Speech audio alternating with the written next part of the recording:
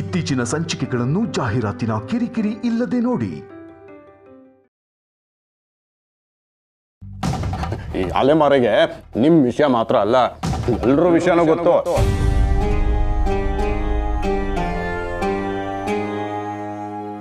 ಅಲೆಮಾರಿ ಅಂತ ಇದೆಯಾ? ಸಂಸಾರ ಮಕ್ಕಳು ಏನು ಇಲ್ವೇನಪ್ಪ ನಿನಗೆ? ಇದಾರೆ, ಒಬ್ಳು ಹೆಂಡತಿ, ಇಬ್ರು ಮಕ್ಕಳು. ಹೌದೇನಪ್ಪ, ಸಂಸಾರ ನಡೆಸಕ್ಕೆ ನಿನಗೆ ಕಷ್ಟ ಆಗಲ್ವೇನಪ್ಪ? ಈ ಪ್ರಪಂಚ ಅನ್ನೋ ಸಂಸಾರ ನಡೆಸೋದು ತುಂಬಾನೇ ಕಷ್ಟ.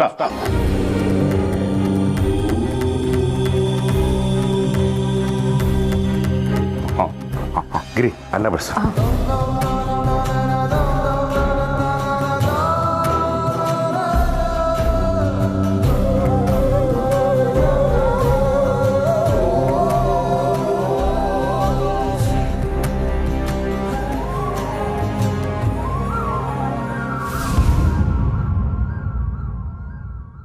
ಗಿರಿ, ಇನ್ನೂ ಸ್ವಲ್ಪ ಬೇಕು ಅಂತ ಕೇಳಿದ್ರೆ ಏನೇ ಮಾಡೋದು? ದೇವ್ರೇ ಗತಿ.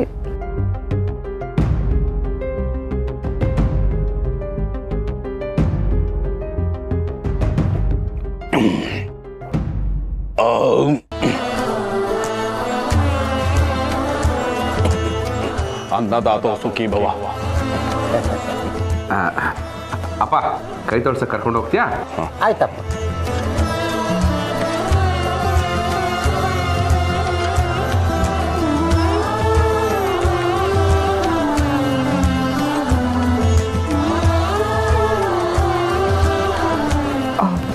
ರೀ, ನಿಮ್ಮ ಆಫೀಸವರೆಲ್ಲ ಹೊರಟ್ರು ಅನ್ಸುತ್ತೆ. ಗಿರಿ, ಈಗ ನಮ್ಮ ವಾಸು 100% ಮುಗಿ ಕೊಡ್ತಾರೆ. ಹೌದಾ? ಶೆಲ್ವಿ ಮೂ. ರಮಯ್ಯ ಎಲ್ಲಿದ್ಯಪ್ಪ? ಅಪ್ಪಗ ಫ್ಲೈಟಿಗೆ ಲೇಟ್ ಆಗ್ತದ. ಶಿವಪ್ರಸಾದ್ ಎಲ್ಲಿದ್ದ ನೋಡಿ, ಲಘು ಕರಿ ಅವನ್ನ. ಏಯ್, ನೀ ಇರೋ ನೀನು ಅಲ್ಲೂ ಮನೇಲಿ ಫಂಕ್ಷನ್ನು ಅಂದರೆ ಗಡಿಬಿಡಿ ಇದ್ದೇ ಇರುತ್ತೆ. ಒಬ್ಬೊಬ್ಬರನ್ನೇ ಗಮನಿಸೋದು ಕಷ್ಟ ಇರುತ್ತೆ ಕಣೋ. ನಿಧಾನ ಬರಲಿ ಬಿಡು. ದೀರ್ಘ ಸುಮಂಗಲಿ ಭವ, ಕಲ್ಯಾಣ ಮಸ್ತು. Thank you so much sir.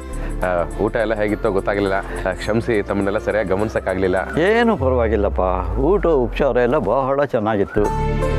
ದೇವರು ನಿಮಗೆ ಒಳ್ಳೇದು ಮಾಡಲಿ. ಆಲ್ ದ ಬೆಸ್ಟ್, ಒಳ್ಳೇದಾಗಲಿ. ನಂದು ಅದೇ. ಶಿವು,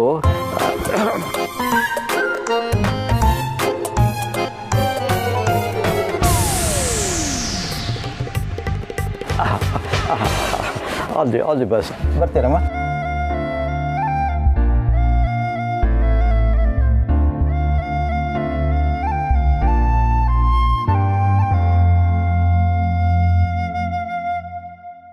ಡೇಲಿಂಗ್ ರಾಜ್ ಸರ್, ಆ ಶಿವುಗೆ ಏನೂ ಸಹಾಯ ಮಾಡೋಕ್ಕಾಗಲಿಲ್ಲ ಅಂತ ನನಗೆ ತುಂಬ ಬೇಜಾರಾಗ್ತಾ ಇದೆ. ಒಂದು ಕೆಲಸ ಮಾಡ್ತೀನಿ, ಆ ಬಾಂಬೆ ಕಾಂಟ್ರಾಕ್ಟ್ ಇದೆಯಲ್ಲ ಅದನ್ನು ಶಿವುಗೆ ಕೊಟ್ಬಿಡ್ತೀನಿ. ಸಾರು, ಅಷ್ಟು ದೊಡ್ಡ ಪ್ರಾಜೆಕ್ಟು ಇವ್ನು ನಂಬ್ಕೊಂಡು ಕೊಡೋದ? ಹೇಳಿದಷ್ಟು ಕೆಲಸ ಮಾಡ್ರಿ. ಶಿವು ಏನು ಅಂತ ನನಗೆ ಚೆನ್ನಾಗಿ ಗೊತ್ತು. ಅವನ ಮೇಲೆ ನನಗೆ ಅಷ್ಟು ನಂಬಿಕೆ ಇದೆ. ರೀ, ನಿಮ್ಮ ಬಾಸ್ ಹಾಗೆ ಹಿಂಗೆ ಅಂತ ಏನೇನೋ ಹೇಳ್ತಿದ್ರಿ, ನೋಡಿದ್ರೆ ಏನು ಕೊಡದೆ ಹಾಗೆ ಹೊಟ್ಟೋದ್ರು. ಹೋಗ್ಲಿ ಬಿಡು, ಆಶೀರ್ವಾದ ಮಾಡಿದ್ರಲ್ಲ, ಕಳಿಸ್ಬಿಟ್ಟು ಬರ್ತೀನಿ. ಇದು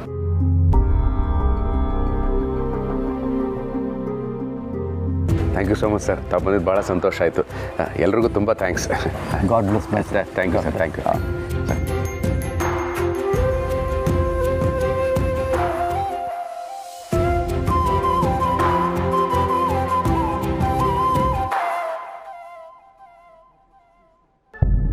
ತಾತ, ನಂಗೆ ತುಂಬಾ ಹೊಟ್ಟೆ ಹಸಿವಾಗ್ತಿದೆ. ಅಪ್ಪ ಅಮ್ಮ ಬೇರೆ ಊಟ ಖಾಲಿ ಅಂತಿದ್ದಾರೆ. ನನಗೇನ್ ಮಾಡ್ಲಿ? ಸ್ಕಂದ, ತಾತನ್ ಕೇಳಿದ್ರೆ ತಾತ ಏನ್ ಮಾಡ್ತಾರೆ? 5 ನಿಮಿಷ ತಡ್ಕೊ, ಹೋಟ್ಲಿಗೆ ಹೋಗಿ ತಗೊಂಬಂದ್ಬಿಡ್ತೀನಿ. ರೀ, ಹೋಟ್ಲಿಗೆ ಹೋಗೋದೇನು ಬೇಡ, ಊಟ ಇದೆ. ಅಷ್ಟು ಬೇಗ ಅಡುಗೆನೂ ಮಾಡ್ಬಿಟ್ಯಾ? ಅಯ್ಯೋ ಅಲ್ಲ ರೀ, ದೇವ್ರ ನೈವೇದ್ಯಕ್ಕೆ ಅಂತ ಎತ್ತಿಟ್ಟಿದ್ನಲ್ಲ, ಆ ಪ್ರಸಾದನ ಮರ್ತೇ ಬಿಟ್ಟಿದ್ದೆ. ನಾವೆಲ್ಲರೂ ಅದನ್ನೇ ಹಂಚ್ಕೊಂಡು ತಿನ್ಬೋದು. ಹಾ, ನಮ್ಮ ಮನೆಗೆ ಬಂದು ಊಟ ಮಾಡಿದವರು ತೃಪ್ತಿಯಿಂದ ತೇಗಿ ನಮ್ಮನ್ನೆಲ್ಲ ಮನಸ್ಫೂರ್ತಿಯಾಗಿ ಹರಸ್ ಹೋದ್ರು ಅನ್ಸುತ್ತೆ. ಅದಕ್ಕೆ ಹಂಚ್ಕೊಂಡು ತಿನ್ಲಿ ಅಂತ ಆ ಭಗವಂತ ನಮ್ಗೆ ನೈವೇದ್ಯ ಬಿಟ್ಟಿದ್ದಾನೆ ಅಲ್ವಾ ಸ್ಕಂದ? ಏನ್ ಅಲ್ವಾ, ಪ್ರಸಾದಕ್ಕೆ ಇಷ್ಟೇ ಇಟ್ಟಿರ್ತೀರಾ, ಅದ್ ನಮ್ಗೆಲ್ಲ ಎಲ್ ಸಾಲುತ್ತಪ್ಪ. ನಂಗೆ ಸ್ವೀಟು, ಪಲ್ಯ, ಹಪ್ಪಳ ಎಲ್ಲ ಬೇಕು. ಸ್ಕಂದ, ಇರೋದ್ರಲ್ಲಿ ಅಡ್ಜಸ್ಟ್ ಮಾಡ್ಕೋಬೇಕು ಪುಟ್ಟ. ಹೇಗಿದ್ರು ಅಮ್ಮ ಇನ್ನೊಂದ್ಸಲ ಅಡ್ಗೆ ಮಾಡ್ತಾರಲ್ವಾ. ಅಡ್ಜಸ್ಟ್ ಮಾಡ್ಕೊಳ್ಳೋದೆಲ್ಲ ಏನು ಬೇಡಮ್ಮ. ಸರ್, ಅಡುಗೆ ಆದಮೇಲೆ ಪಂಕ್ತಿ ಶುರುವಾಗಿಂತ ಮುಂಚೆ ಎಲ್ಲ ಐಟಮ್ನು ಸ್ವಲ್ಪ ಎತ್ತಿಟ್ಟಿರ್ತೀವಿ. ನೀವು ಊಟ ಮಾಡಿಲ್ಲ ಅಂದರೆ ಬನ್ನಿ ಊಟ ಮಾಡಿ, ನಾನೇ ಬಡಿಸ್ತೀನಿ.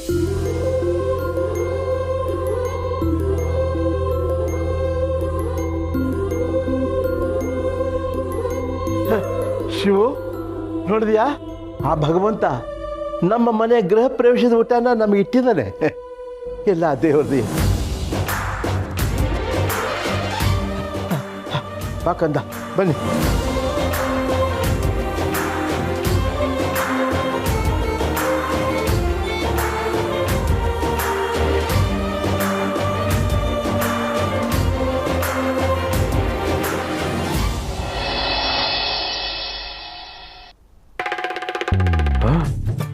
ಇಷ್ಟೇನಾ?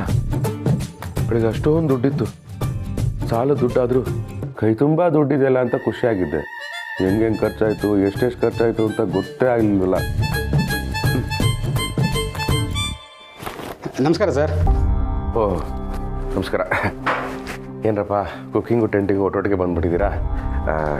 ನೋಡ್ರಪ್ಪ, ನನ್ನ ಹತ್ರ ಸದ್ಯಕ್ಕೆ 6,000 ರೂಪಾಯಿ ಇದೆ. ಸರ್, 6,000 ಸಾಕಾಗೋದಿಲ್ಲ ಸರ್. ನಿಮ್ಗೆ ಹೇಳಿದ್ನಲ್ಲ, ಲೆಕ್ಕ ಜಾಸ್ತಿ ಆಗೋಗಿದೆ. ಅಯ್ಯೋ, ಏನರಪ್ಪ ಹೀಗೆ ಹೇಳ್ತಾ ಇದ್ದೀರಾ? ನಿನಗೆ 3 ಅವ್ರಿಗೆ 3 ಕೊಟ್ಟು ಮಿಕ್ಕಿದ ಆಮೇಲೆ ಕೊಡೋಣ ಅಂತ ಹೇಳೋಣ ಅಂತ ಅಂದ್ಕೊಂಡಿದ್ದೆ. ನೀನು ನೋಡಿದ್ರೆ ಇದೇ ಸಾಕಾಗಲ್ಲ ಅಂತ ಹೇಳ್ತಾ ಇದೆಯಲ್ಲ. ಏನೋ ಈಗ 3,000 ಕೊಟ್ಟು ಮಿಕ್ಕಿದ ಆಮೇಲೆ ಕೊಡ್ತೀರಾ? ಅದೆಲ್ಲ ಆಗಲ್ಲ. ಓನರ್ಗೆ ಏನು ಹೇಳಿ, ಫುಲ್ ಪೇಮೆಂಟ್ ಕೊಡಿ ಸರ್. ನಿನಗೆ ಗೊತ್ತಲ್ಲಪ್ಪ, ಬೆಳಗ್ಗೆಯಿಂದ ಹೆಂಗೆ ದುಡ್ಡು ಖರ್ಚಾಗ್ತಿದೆ ಅಂತ. ಈಗ ನನ್ನ ಹತ್ರ 6,000 ರೂಪಾಯಿ ಬಿಟ್ಟರೆ 1 ರೂಪಾಯಿ ಇಲ್ಲ. ರೀ, ಹಾಂ, 8,000 ಇದೆ. 8,000 ಎಲ್ಲಿಂದ ಬಂತು?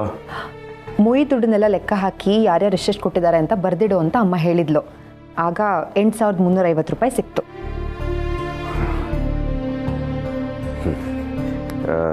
350 ರೂಪಾಯಿ ತೆಗೆದ್ರೆ ಆ 8,000 ಪ್ಲಸ್ ಈ 6,000 14,000. ಹಾಂ, 14,000 ಆಯಿತು.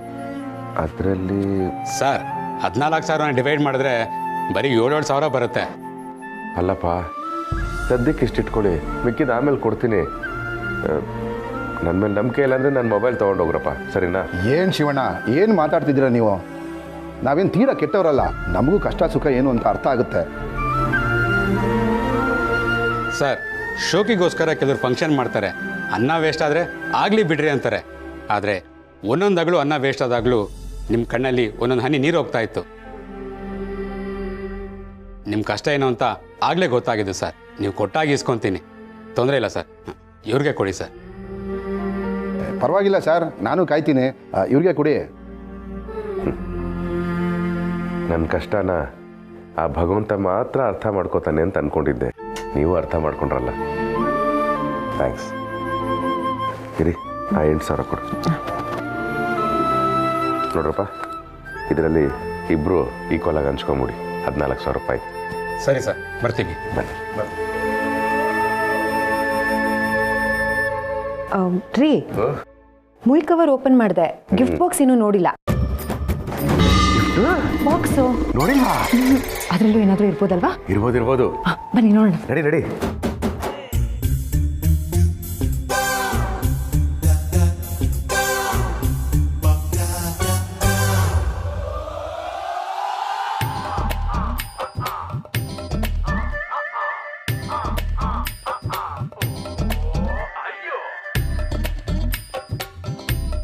ರೀ, ಗಿರಿ, ಗಣೇಶ ಗಣೇಶ ಗಣೇಶ.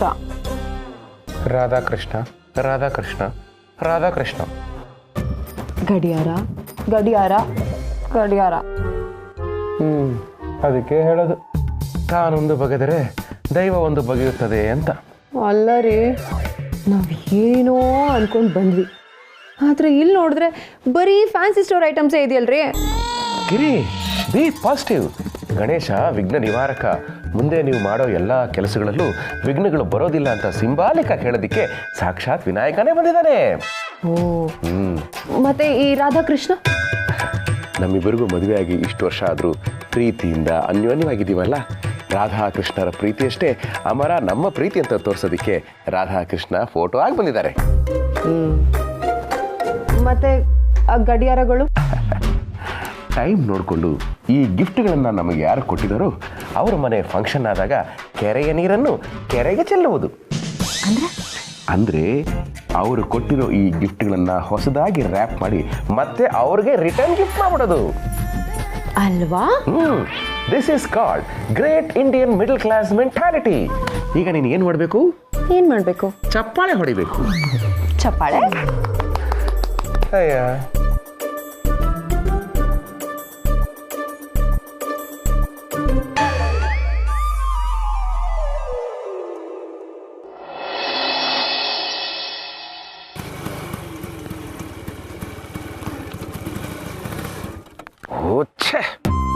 ಹೋಮ್ ಲೋನ್ ತಗೊಂಡು ಒಂದು ಹೋಮ್ಗೆ ಓನರ್ ಆದರೂ ಈ ಗಾಡಿ ಹ್ಯಾಂಡ್ ಕೊಡೋದು ತಪ್ಪಲಿಲ್ಲ.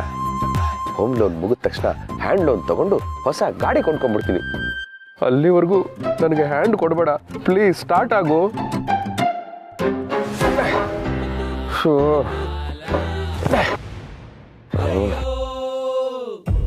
ನಾನೊಂದ್ಸಲ ಪ್ರಯತ್ನ ಪಡ್ಲ ಶಿವಪ್ರಸಾದ್. ಮಿರರ್ ಅಲ್ಲಿ ಭಗವಂತ.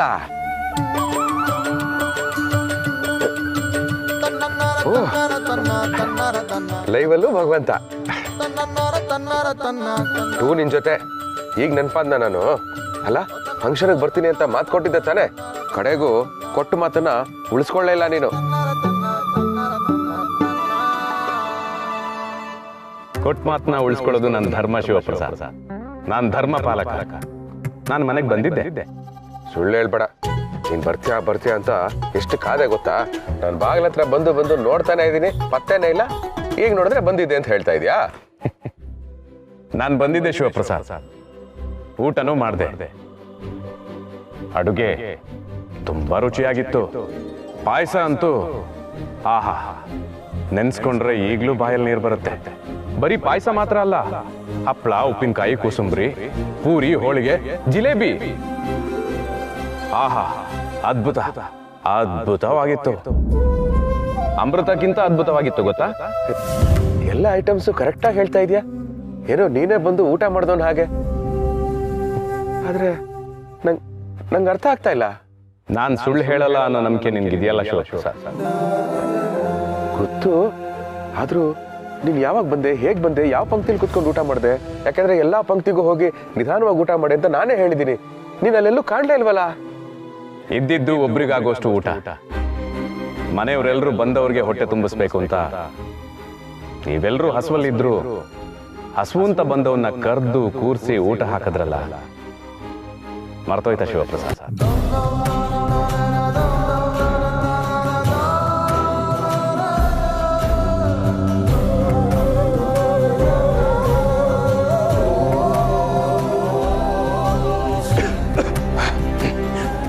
ಎಲ್ಲೋ ನನ್ನ ಸ್ನೇಹಿತ ನೆನ್ಸ್ಕೊಂಡಿರ್ಬೇಕು.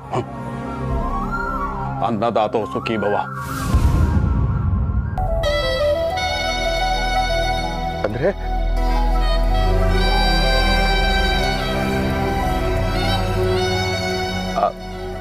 ಅಜ್ಜ ನೀನಾ? ಆ ವ್ಯಕ್ತಿ ನಾನೋ ಅಲ್ವೋ ಅನ್ನೋದು ಪ್ರಶ್ನೆ ಅಲ್ಲ ಶಿವಪ್ರಸಾದ್. ಆದ್ರೆ ಅವನಲ್ಲಿದ್ದ ಹಸುವು ನಾನೇ. ಯಾರು ಹಸುವನ್ನ ನೀಗಿಸ್ತಾರೋ ಅವರು ಭಗವಂತನಿಗೆ ಹತ್ರ ಆಗ್ತಾರೆ. ನೀವೆಲ್ಲರೂ ಆ ವ್ಯಕ್ತಿಯ ಹಸುವನ್ನ ನೀಗಿಸಿ ಭಗವಂತನಿಗೆ ತುಂಬಾ ಹತ್ರ ಆಗಿದ್ದೀರ. ಯಾವ ಮನೆಯಲ್ಲಿ ತಮಗಿಲ್ಲದೆ ಇದ್ರು ಬೇರೆಯವ್ರ ಹಸುವಿಗೆ ಬೆಲೆ ಕೊಟ್ಟು ನಿಸ್ವಾರ್ಥವಾಗಿ ಅನ್ನದಾನ ಮಾಡ್ತಾರೋ ಅಂತವ್ರ ಮನೆಗಳಲ್ಲಿ ಶಾಶ್ವತವಾಗಿ ಅನ್ನಪೂರ್ಣೇಶ್ವರಿ ನೆಲೆಸಿರ್ತಾಳೆ. ಆ ಮನೆಯ ಪ್ರತಿಯೊಂದು ಪಾತ್ರೆಯು ಅಕ್ಷಯ ಪಾತ್ರೆಯಾಗಿ ಬದಲಾಗುತ್ತೆ. ಅನ್ನದಾತೋ ಸುಖೀ ಭವ. ತೋರಿಸೋಕೆ ಅಂತ ಭೂಮಿಗೆ ಬಂದ ಭಗವಂತ, ತೋರಿಸೋಕೆ ಅಂತ ಭೂಮಿಗೆ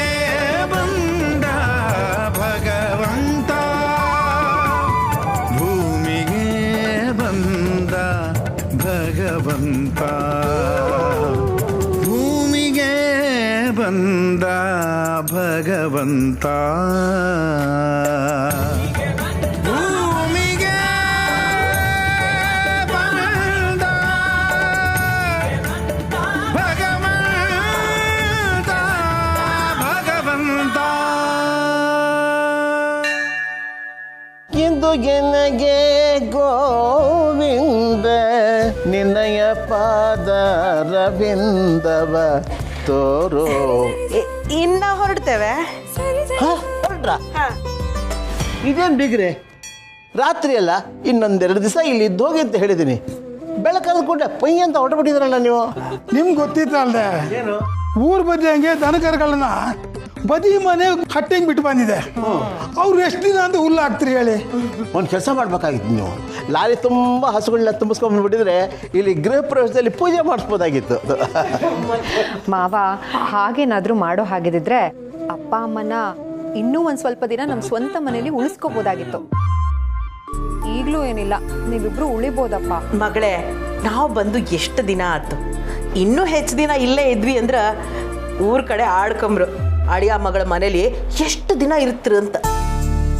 ಮೊನ್ನೆ ಗೌರಿನೂ ಬೇಜಾರು ಮಾಡ್ಕೊಂಡಿದ್ಲು, ಒಂದಿನ ಉಳ್ಕೊಂಬ ಇಲ್ಲ ಅಂದೇಳಿ ಸ್ವಲ್ಪ ಹೊತ್ತು ಆ ಮನೇಲಿ ಇದ್ದೆ. ಮತ್ತೆ ಊರಿಗೆ ಅಪ್ಪ ಅಲ್ಲಿನ ಕರಿ ಮಗಳೇ ಹೇಳ್ಬಿಟ್ಟು ಹೋತು. ನಾನೇ ಬಂದೆ ಬಂದೆ ಬಂದೆ. ಅರೆ ಇದೇನು ಹೊಟ್ಟು ನಿಂತ್ಬಿಟ್ರಾ? ಇನ್ನೊಂದು 2-3 ದಿವಸ ಇದ್ದು ಹೋಗಿದ್ರೆ ಚೆನ್ನಾಗಿರೋದು, ನಮಗೂ ಖುಷಿಯಾಗಿರೋದು. ನಮಗೂ ಖುಷಿಯೇ, ಆದ್ರೆ ನಿಮಗೆ ಗೊತ್ತಲ್ದ ಅಳಿ ಅಂದ್ರೆ ಊರ್ ಕಡೆ ಕೆಲಸ ಇರ್ಕ ಹೋಗ್ಲೇಬೇಕು. ಓ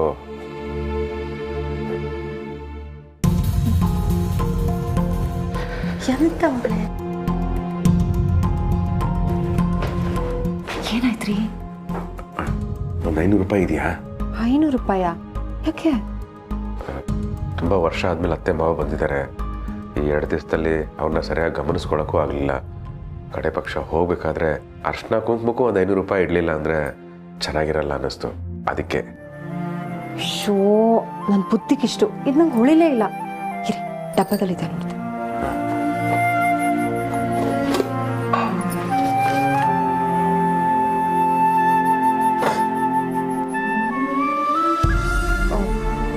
ರೀ, 20 ರೂಪಾಯಿ ಇದೆ.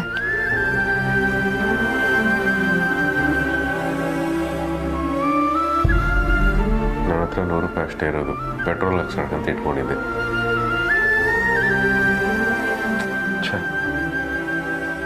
ಅತ್ತೆ ಮಾವಗೆ ಅರ್ಶಿನ ಕುಂಕುಮಕ್ಕೆ ದಕ್ಷಿಣ ಇಡಕ್ಕೂ ಹೋಗ್ತಾ ಇಲ್ಲ ನನಗೆ. ಚೇಚೆ, ಯಾಕೆ ಹೀಗೆಲ್ಲ ಮಾತಾಡ್ತೀರಾ ನೀವು?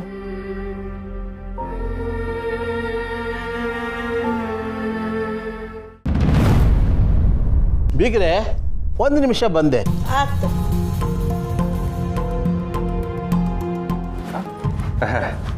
ಅಪ್ಪ, ಯು ವಾಂಟ್ 500 rupees?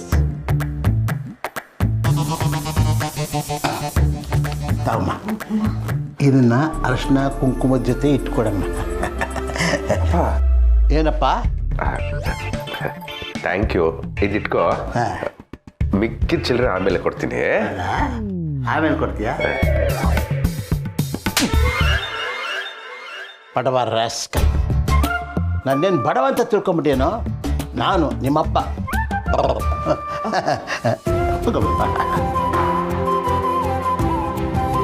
ಏನಿಲ್ಲ, ರಾತ್ರಿ ಊಟಕ್ಕೆ ಏನ್ ಮಾಡ್ತೀಯ ಅಂತ ಕೇಳಕ್ ಹೋಗಿದ್ದೆ. ರಾತ್ರಿಯಾ? ನೋಡಿ, ಮಧ್ಯಾಹ್ನಕ್ಕೆ ಏನು ಕಳಿಸ್ತಾ ಇದೆ ಅಂತ ಕೇಳಕ್ ನಾನು ಹೋಗಿದ್ದೆ. ನಮ್ಮಪ್ಪಂಗೆ ರಾತ್ರಿ ಊಟದ ಚಿಂತೆ. ಗ್ರೇ, ಬಂದೆ ಬಂದೆ. ಅಮ್ಮ ಕೂತ್ಕೊಳ್ಳಿ. ಅರಿಶಿನ ಕುಂಕುಮ ತಗೋ.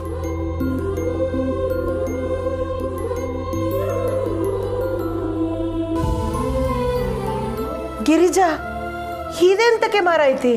ಅಮ್ಮ, ಅರಿಶಿನ ಕುಂಕುಮ ಕೊಡುವಾಗ ಯಾಕೆ ಕೊಡ್ತಿದ್ಯಾ ಅಂತ ಕೇಳಬಾರ್ದಂತೆ. ಸುಮ್ಮನೆ ತಗೋ ನೀನು. ತಗೋಮ್ಮ, ತಗೋ. ಪ್ರಣಿ, ಕಂದ, ಅಮ್ಮಮ್ಮ ತಾತ ಹೊರಡ್ತಾ ಇದ್ದಾರೆ.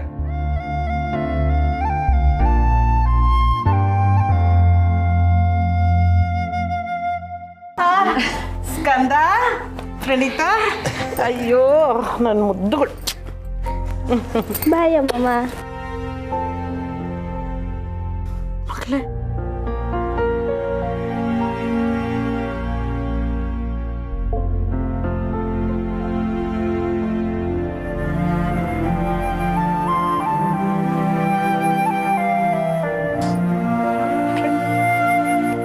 ಜೋಪನಾಥ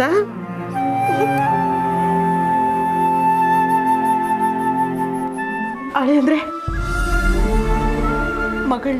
ಮಕ್ಕಳನ್ನ ಅಪ್ಪನ ಕರ್ಕೊಂಡು ಊರ್ ಕಡೆ ಬನ್ನಿ ಆತ ಒಂದೆರಡು ದಿನ ಇದ್ದು ಹೋಗಿರುತ್ತೆ.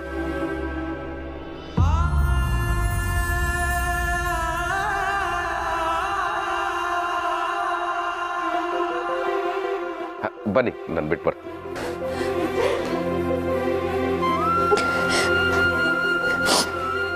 ಅಯ್ಯೋ ಅಳಬಾರ್ದಮ್ಮ, ಸಮಾಧಾನ ಮಾಡ್ಕೊ.